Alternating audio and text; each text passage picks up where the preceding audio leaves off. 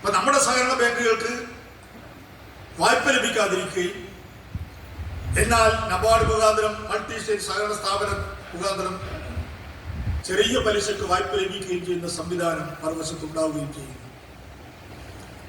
അതുപോലെ നമ്മൾ കേരള ബാങ്ക് ഉണ്ടാക്കി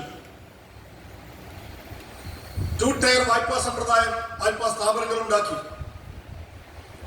എന്നാൽ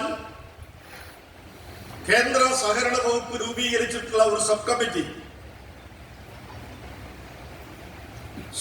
നമുക്കറിയാം സതീഷ് പറാട്ടെ അടക്കം റിസർവ് ബാങ്കിന്റെ സെൻട്രൽ ഡയറക്ടർ അടക്കം അംഗമായിട്ടുള്ള ആ സമിതി ഇപ്പോൾ ശുപാർശ ചെയ്തിരിക്കുന്നു. അത് ദേശീയ സഹകരണ കരട് നയത്തിന്റെ ഭാഗമാക്കിയിരിക്കുന്നു.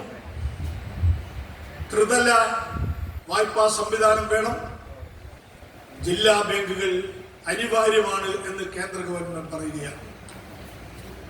ഇപ്പൊ വരാൻ പോകുന്നൊരു ഭീഷണി അത് എങ്ങനെ വരും എന്ന് ഞാൻ പറയുന്നില്ല. കുറെ മൾട്ടി സ്റ്റേറ്റ് സഹകരണ സംഘങ്ങൾ ഉണ്ടാക്കുന്നു, അവരുടെ ഒരു കേന്ദ്ര ബാങ്ക് ഉണ്ടാക്കുന്നു. ആ കേന്ദ്ര ബാങ്കിലൂടെ ജില്ലാ ബാങ്കിലൂടെ അവർക്ക് വായ്പാ സംവിധാനങ്ങളും നിക്ഷേപങ്ങൾക്ക് സുരക്ഷ നൽകുന്ന സംവിധാനം വരുമ്പോൾ ഇന്ത്യയിലെ അതിശക്തമായ വായ്പാ മേഖലയുടെ കേരളത്തിലെ സഹകരണ ബാങ്കുകൾ അന്യവൽക്കരിക്കപ്പെടുകയും തകർക്കപ്പെടുകയും ചെയ്യുന്ന വലിയൊരു ഭീഷണി നമ്മുടെ മുമ്പിലുണ്ട്.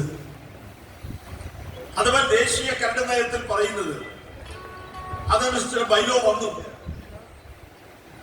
അതിൽ പറയുന്നത് ഒരു പഞ്ചായത്തിൽ ഒരു ബാങ്ക്, ആ പഞ്ചായത്തിലെ മുഴുവൻ വികസന പ്രവർത്തനങ്ങളുടെയും കേന്ദ്ര സംസ്ഥാന ഗവൺമെന്റുകളുടെ പണം മുഴുവൻ പഞ്ചായത്ത് മുഖാന്തരം, ബ്ലോക്ക് മുഖാന്തരം, ജില്ലാ പഞ്ചായത്ത് മുഖാന്തരം, മുനിസിപ്പാലിറ്റി മുഖാന്തരം, കോർപ്പറേഷൻ മുഖാന്തരം നൽകുന്ന എല്ലാ വികസന പ്രവർത്തനങ്ങൾക്കും ആവശ്യമായിട്ടുള്ള ഫണ്ടിങ് അത് റൂട്ട് ചെയ്യുക ഒരു പഞ്ചായത്തിലെ ഒരു സഹകരണ ബാങ്ക് മുഖാന്തരമായിരിക്കും.